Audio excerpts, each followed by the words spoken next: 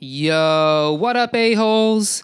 Thank you for tuning into the Holistic A-Hole podcast. My name is Eric Levi, and I'm the Holistic A-Hole, the mommy blogger with balls, the inconvenient truth of health. How the heck are you doing today? Hope you're doing just dandy. Thank you for tuning into the podcast. If you're new here, please do me a huge favor and do yourself a favor and hit the subscribe button right there in your podcast player. That way you can see this podcast pop up every time it comes out, which is about twice a week nowadays. And look for me on all the social mediums: Facebook, Instagram, Twitter, YouTube. Just go on there, type Holistic A-Hole in the old search bar. If you're listening to the podcast, I'm just going to assume you understand how website technology search bars work. So, what is happening, a-holes? Today, I want to talk to you about an experience I just went through, which was of completing a 7-day fast. Yes, 7 whole days with no food. Absolutely no food. No vitamins, no, what else could be considered food? No liquid food, no juice, no lemon, no nothing. Just food or just water, a little bit of salt, and that's it. 7 days, 148 hours. And look, I'm no hero, you know? I'm doing a lot of patting myself on the back because I am quite proud of myself for pulling this off. This was most definitely the hardest thing I've ever done. This was my marathon. This was, before I ever did it, thought to maybe be kind of impossible. And I'd imagine most people, definitely Americans, who are living off this standard American diet, who aren't exploring the holistic ways of life. I would imagine doing something like a 7-day fast would also feel quite impossible to these people as well. So I want to talk about it. I want to talk about my experience because, look, I'm not here to convince you that you need to do a 7-day fast, but I do know that fasting is becoming more and more of a widely discussed topic in mainstream health, especially with the growing popularity of intermittent fasting.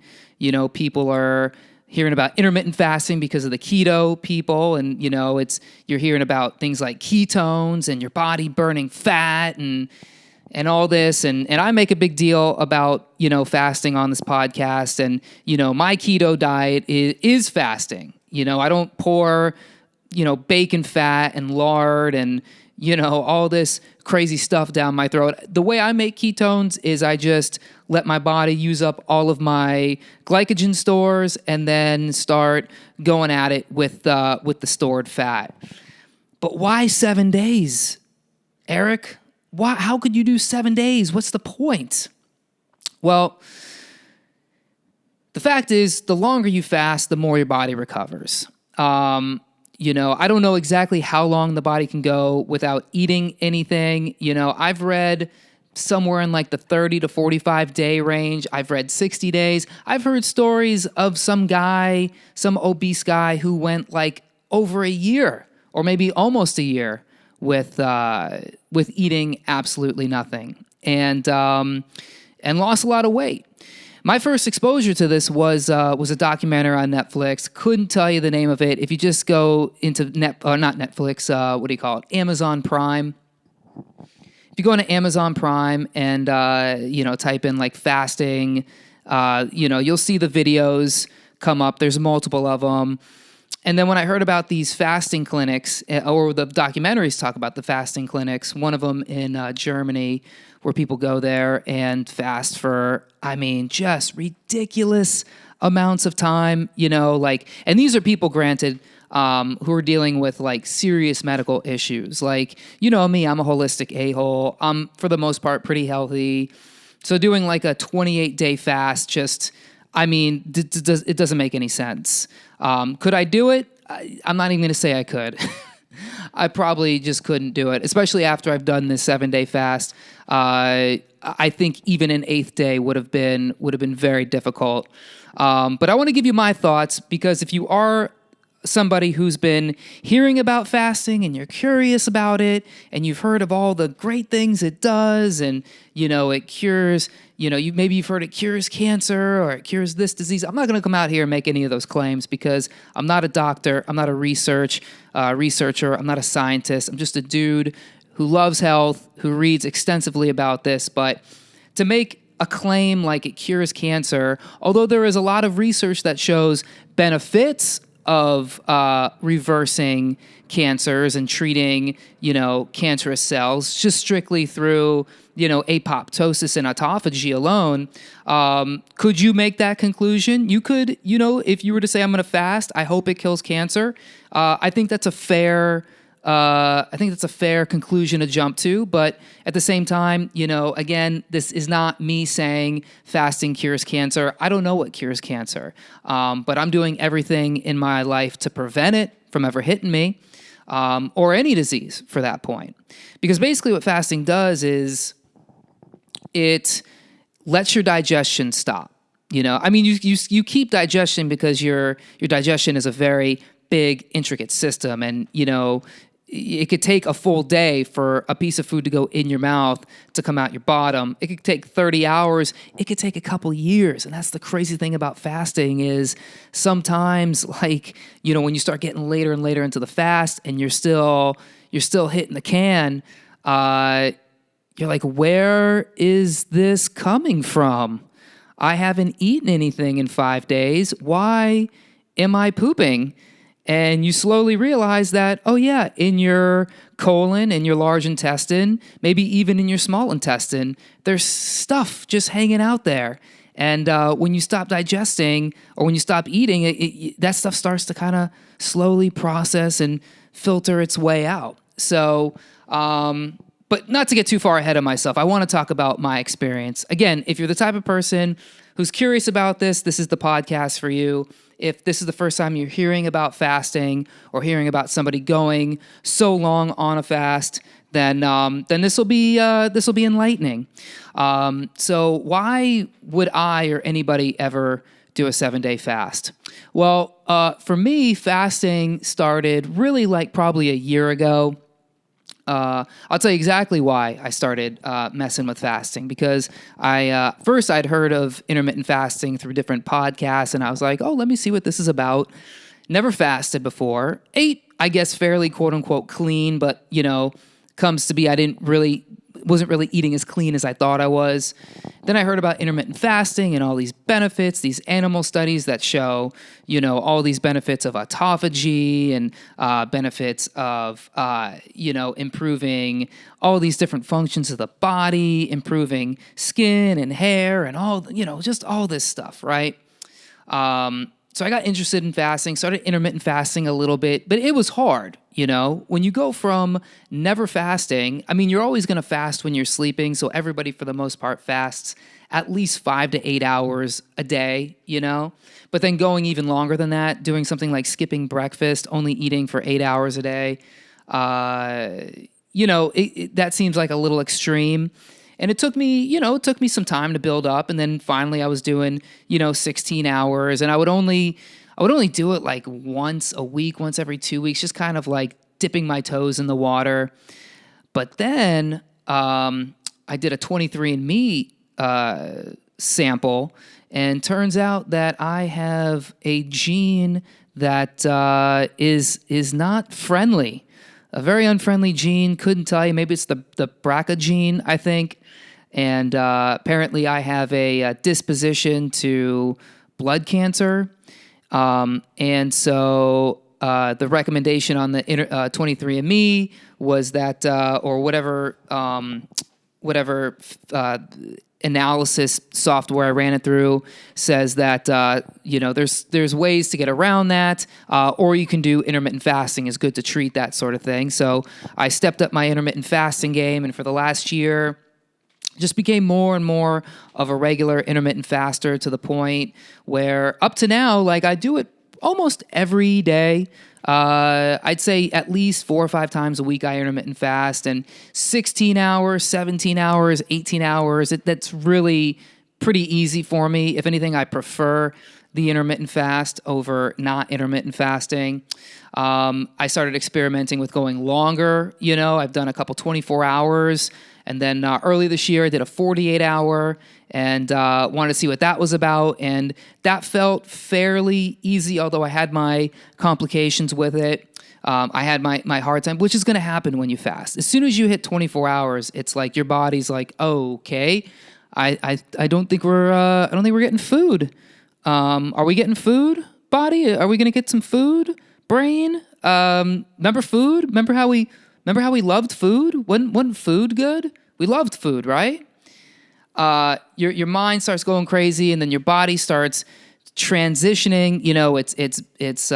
It's breaking through all the glycogen stores, and then it's sending different hormones out. And it's like, is there food? Is there glucose anywhere in the body?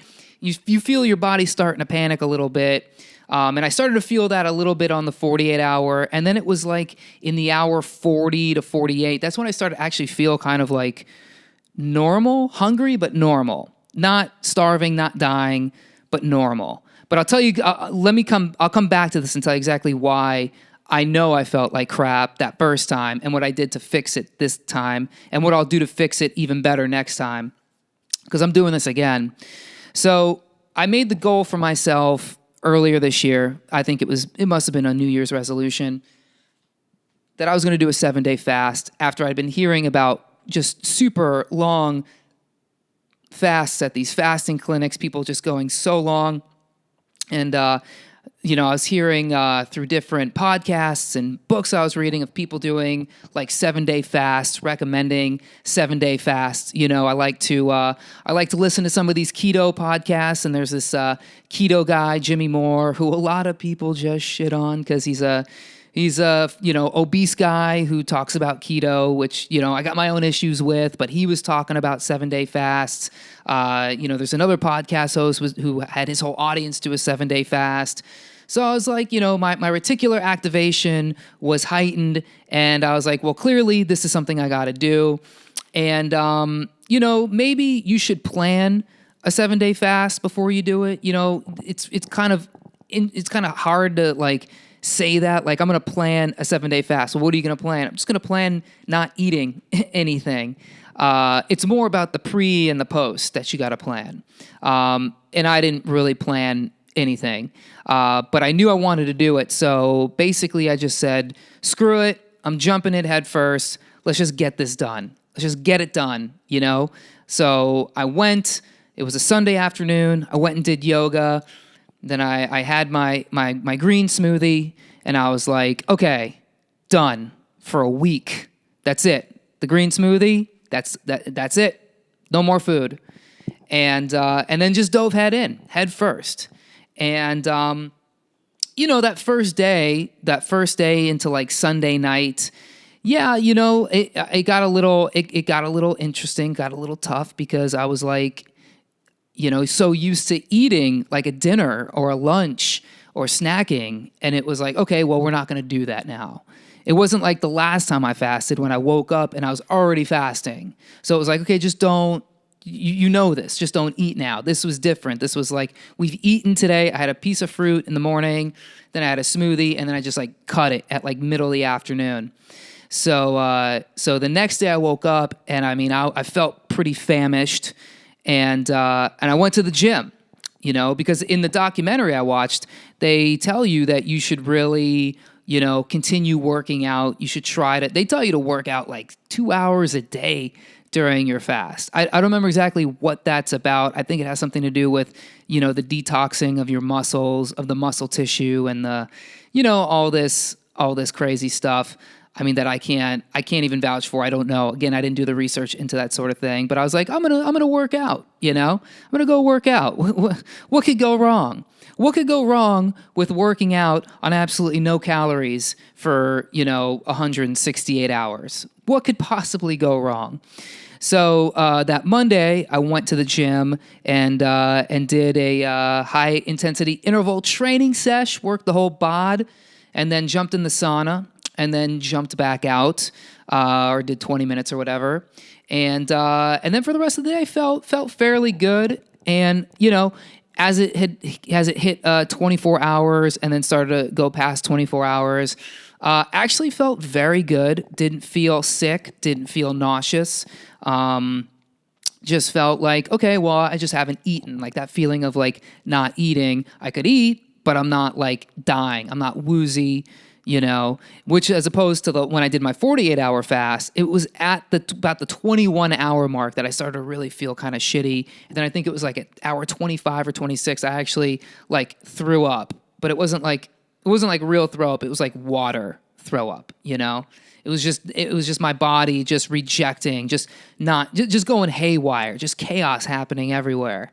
So I made it through Monday pretty good, and then Tuesday came, and that's when I was hitting up to the 48-hour mark, and that's when the mind games start coming in. You start hitting day 2, day 3, day 4. I mean, they're just brutal days because it's all mental at that point. I mean, it's mental for the whole thing, but it's like mental for that part where you're like, wow, I'm only 48 hours. I'm 2 days into a 7-day fast. I have 5 more days to go. And that's when you start kind of going a little cuckoo, because you're justifying things to yourself. You're like, well, if I just make it to tomorrow, then I'm almost halfway there. And then when I get, past tomorrow and then go to sleep and then wake up, I'll be over halfway there. And you're just nowhere near it. You're just so far away from being done with the fast that it's a mind fuck. It's a big mind fuck.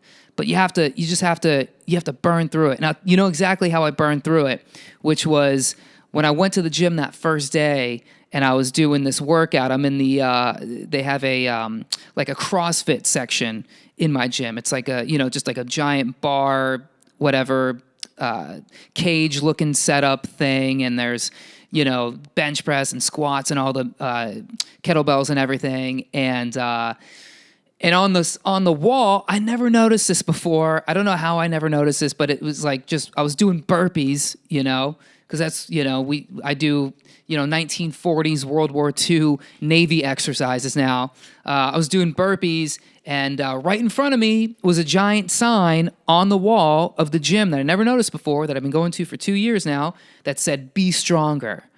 And I took that with me for the rest of the time. I was like, as corny as it is, as dumb as it is, like I need a mantra, and it's going to be stronger. And the amount of times I said that to myself in the 7 days was just unreal, because there were times in that 7 days where I was like, dude, like, what's the big deal if I stop at 4 days?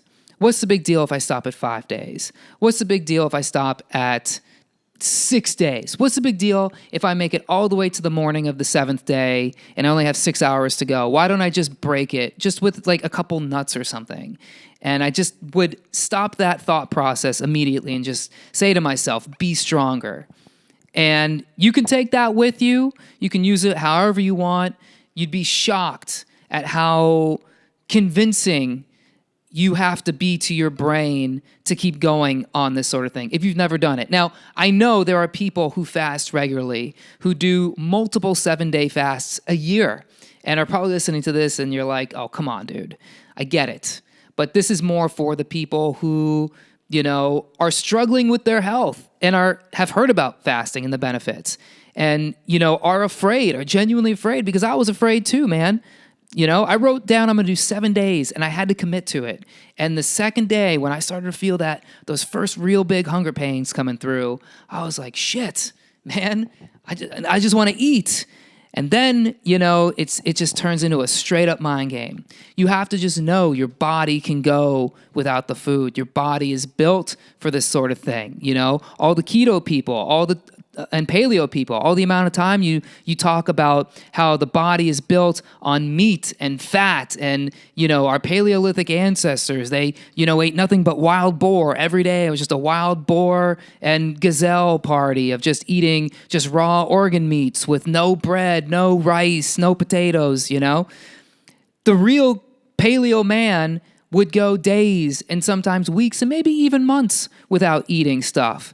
This is deep in our genes. This is an ancient system inside you.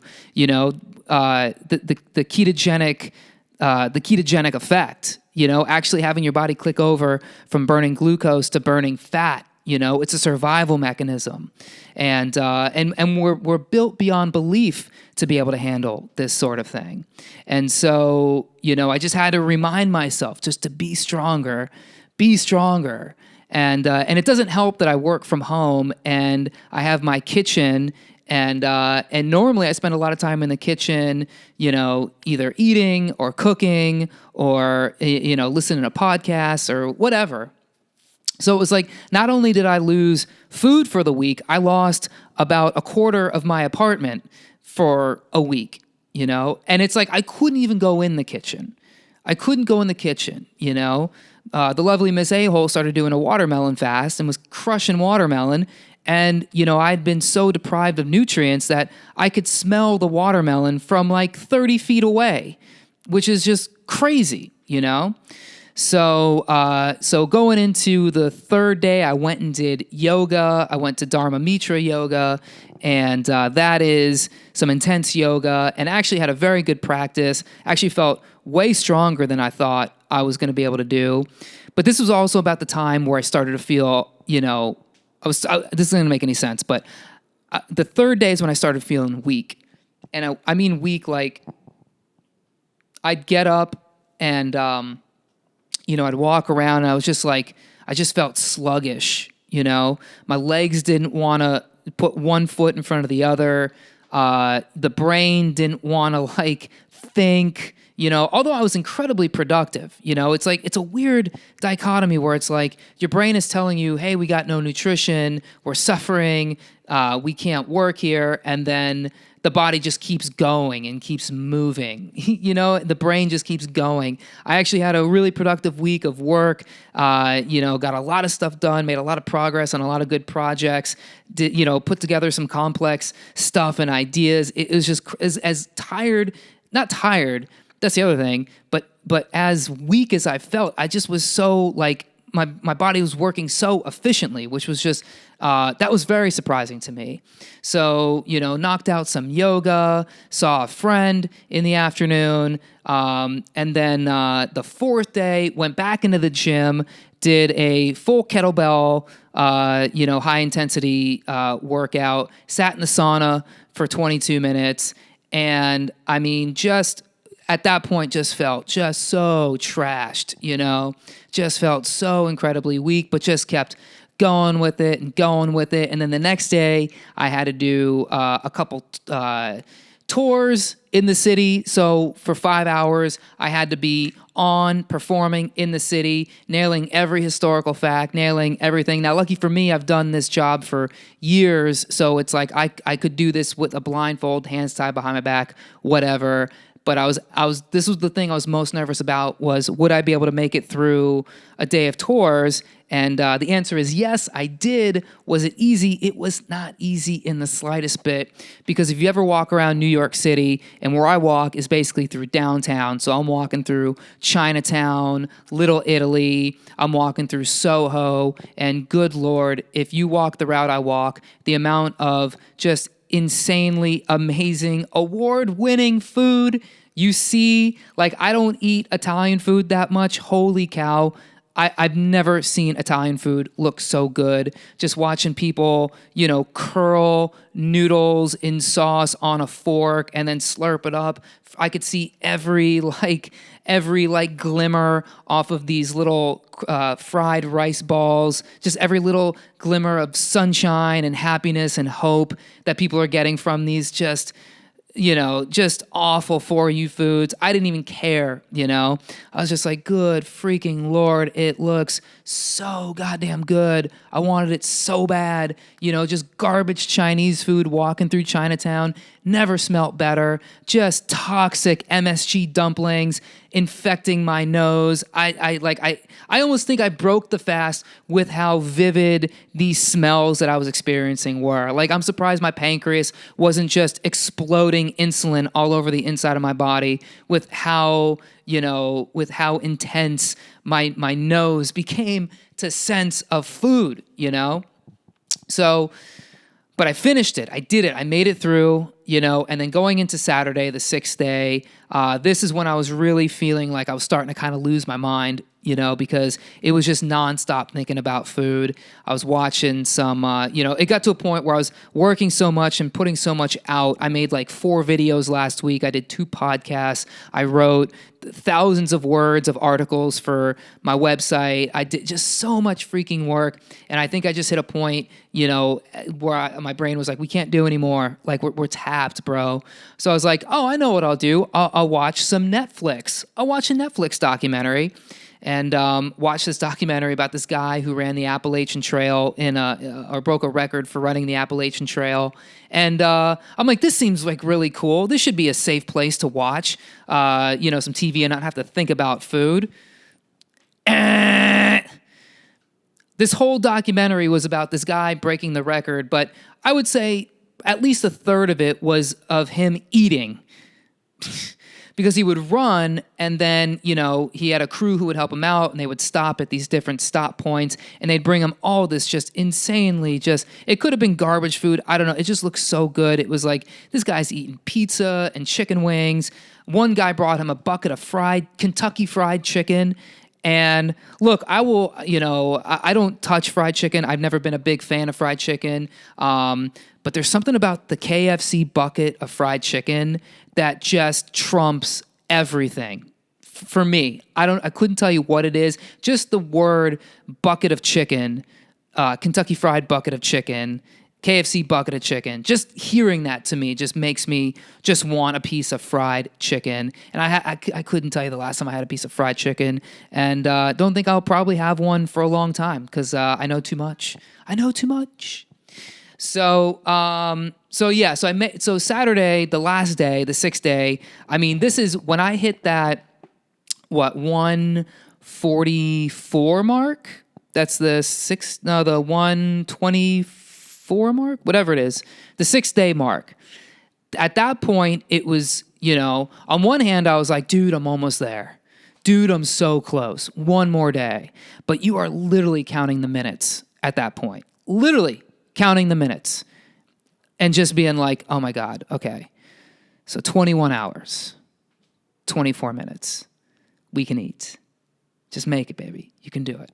20, okay. What's the big deal? It's 19, we made it. We made it 6 days and a quarter. We could break it now. We could break it.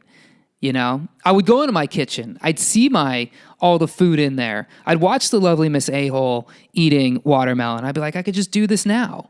And I was like, no, be stronger, kid. Be stronger. And then I went to yoga yesterday, still fully fasted, did a full, intense, more cardio yoga than I care to do, and then did my Shavasana, went home, dug into a watermelon. And this video is going to be up on my YouTube page here in the next couple days, where I basically put it all together, my feelings from the days. So I encourage you to look out for that. And if you're not subscribed to my YouTube page, make sure you go over there and just subscribe so you can see this video and all the other stuff I'm putting up there, because it's getting pretty crazy. But then I had my first bite into a slice of watermelon, and that's how I broke it, because I was like, you can't break the fast. You can't just dive into a full on like rage of eating, of binge eating, even though you feel like you could. You just can't. Your body has no idea. Your body has to like relearn how to digest. Everything's gone haywire. Everything's been cleaned up. Good bacteria is dominating bad bacteria. All these cells are dead that used to be there, that were thriving, and everybody's kind of getting used to this new setup. It's like the first day of work when you start eating again. So, my first bite into a slice of watermelon was unreal. And I had probably, I had a whole bowl full of watermelon, and it was unbelievable. But then the next thing I know is I got really tired. Or not tired, but I got sleepy. And it's probably because it took a lot of work for my body to start digesting again. Again, it had to learn. It had to learn how to digest again, how to learn how to work, how to get all the blood to all the places that it needs to go. And it was exhausting. It was exhausting to eat. And but man, the blood sugar was triggered then, And, I ate some watermelon and I went and got these it's cherry season right now. Everybody's eating cherries. I'm a cherry fiend. I just downed, a handful of cherries and was good for a little while. Then I jumped in and, now, a day later, it's not back to normal, but it's kind of like, okay, we're getting back. We're basically almost back to normal. I haven't really eaten anything cooked other than, some hummus I made, which is, still pretty fairly not cooked, but very much on the lighter side. But that's probably the heaviest thing in my body right now. So that was really my experience of the 7 days. And some things of note that I just want to mention that I noticed while I was going through this.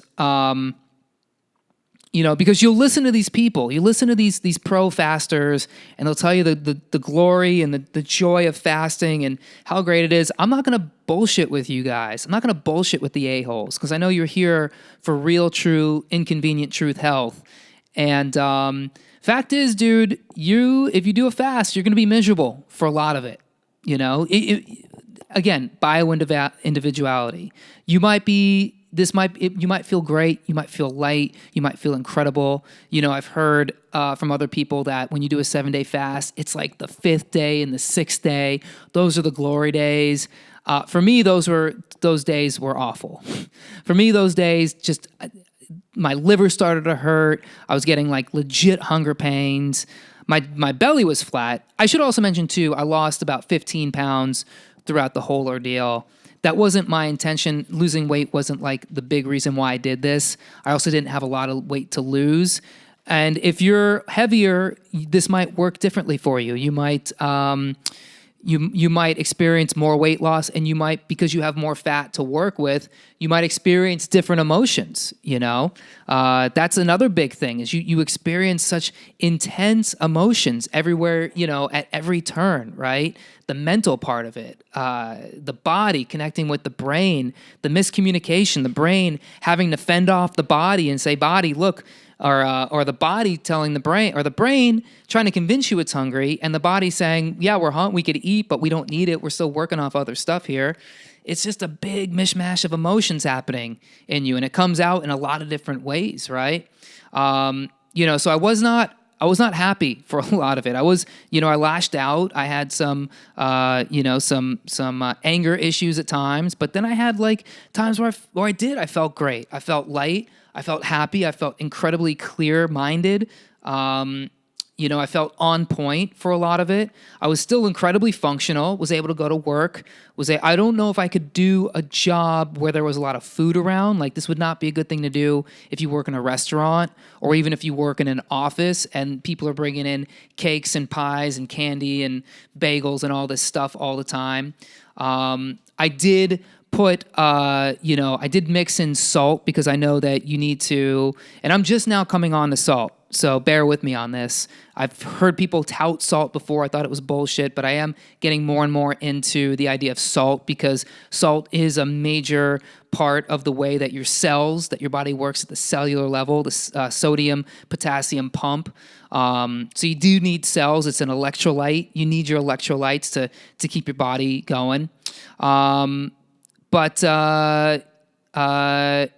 pooping. Let's talk about that for a second. Here's the big thing. Here's the big thing with this fast that I did differently from the first time, which is the first time I just went right into it. Didn't plan, just was like, I'm gonna fast for 48 hours, and then whatever I ate before. And there's a process. Like, you have to give yourself like a day or 2 or 3. Some people might even say a week to ramp up. So it's best to go with like a raw diet or a mostly raw diet or an all fruit diet. So I ramped up a little bit better. So my digestion was much better the first day or 2. So the first 2 days I was on a regular, normal, just clearing out pooping schedule. It was fine. But then it was crazy because I kept in the morning, like there wasn't anything there, but again, it was like there was still poop coming out. Not a lot, a little bit. And then this is going to kind of graphic, TMI. There was a weird like mucus filmy thing that came out a couple times. And I think that might be stored mucus from just years of dairy way back when that had just been sitting in my intestines for a long, long time, which is totally possible. If you go get a colonic, you're going to see all this stuff too. You know, they're going to literally pull it out of you. But people do deal with constipation. Makes sense because, you know, you're not eating anything. So, you know, what's even going through your body to begin with? So I would say to you that if you're going to do a long fast, ramp up to it first. Make sure you eat just a lot of fruit with a lot of fiber, a lot of vitamins, a lot of minerals. Get in your good healthy fats to make sure that the nutrients are being absorbed in the first place. Don't do this after you've eaten something heavy. Don't try to jump into a fast after you've eaten meat. It's literally just going to go into your colon and sit there, and the protein's going to putrefy, and it becomes toxic at that point, and probably does more harm than good. And in the fasting, in the sense of fasting, it's going to make you sick, like it did me the first time. So yeah, I mean, that's really all I have to say on this topic here. It was an incredible experience. I do plan on doing it probably once a year. I'll continue to intermittent fast because I feel like that's just my MO at this point, unless I see something that says differently. I don't see anything but good for it. With a 7-day fast, you know, research it. Research it for yourself. Don't do it if you're hypoglycemic. Work into it. Know your own body, and don't push yourself too far too fast. You know, start with an intermittent fast and build up to 24 and 48, maybe even 72. And if you feel like you can do it, go for 7, go for 10. And then just read your body, and don't feel bad if you can't do it, because it's a hard thing to do. Not everybody could do it. Most people can't. Actually, everybody can do it. It's just a matter of, you know, are you strong enough? Are you stronger than your mind wants you to be to do it? And, you know, go look for yourself and see what all of the benefits of doing long fasts are. They're pretty incredible, you know, and as somebody who would love to see the old, you know, standard American healthcare, sick care system get taken down. I don't want cancer. I don't want any of these diseases. I don't want to be going to doctor's appointments and taking, you know, a whole cascade of pills and procedures and having things cut out of me for no reason when I can cure all this myself, you know? So that's my experience. I hope you got something out of this. Let me know what you think on social media. Shoot me a tweet. Shoot me an Instagram message. Join me on Facebook, find my page, Holistic A-Hole, send me a message, or just go on iTunes, leave a 5-star review, and let me know what you think of the episodes. I hope you guys enjoyed this. If you know anybody who can benefit from this, make sure you share it with them, and keep listening as I catch you on the next one. I'll talk to you soon. Peace.